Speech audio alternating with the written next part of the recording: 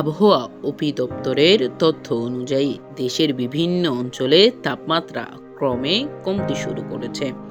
উত্তর ও উত্তর পশ্চিমাঞ্চলে শীতের প্রভাব সবচেয়ে বেশি অনুভূত হচ্ছে।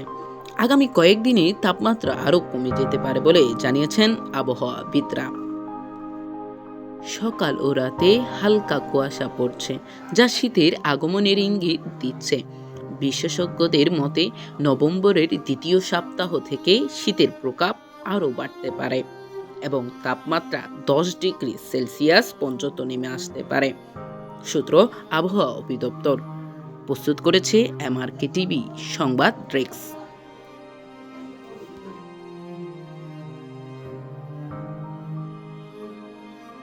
এমআরকে টিভি, মোহাম্মদ আব্দুল কাইয়ুম রেজা।